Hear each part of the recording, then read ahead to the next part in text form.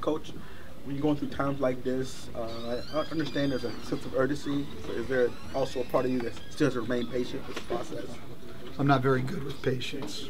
It's not a strength of mine. You know, at what point does the players have to necessarily take responsibility within the locker room and not necessarily have to look to you for the answers all the time, maybe getting on each other, holding each other accountable? Do you sense that's the next step of this progression, if there is going to be a progression? I really don't know. Again, I mean, my responsibility is to coach and lead, and clearly I'm not doing a great job.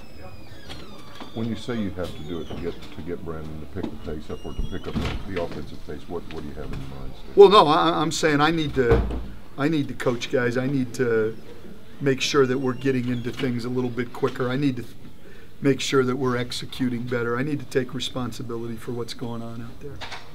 Stan, you touched on that half-court pace that the Celtics play with. What kind of pressure does that put on a defense, and how does the defense adjust to that type of thing? Well, it's hard. First you got to get back and try to get set, and then second of all, the fact that they pull their bigs away from the basket so much, which we're seeing a lot in the league right now, and we're built more as an old-school team where our bigs are not as comfortable away from the basket, creates significant problems. So I think it's their pace and the way that they have the floor spread out that create the problems. How does Greg Monroe's play compared to what you expected him going into the season?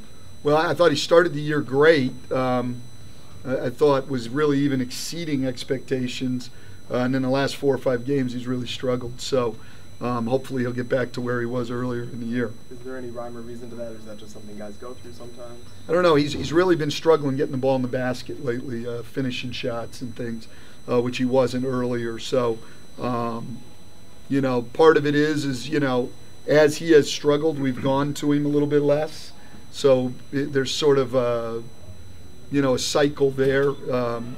You know, you're going well, you get the ball more, you get into more of a rhythm. You're not going well, you don't get it as much. It's harder to get into a rhythm. So, you know, there's sort of a vicious cycle going on the last few games. Do you have to kind of like, when he's going through those times, maybe you have to force feed it just to try to get it back?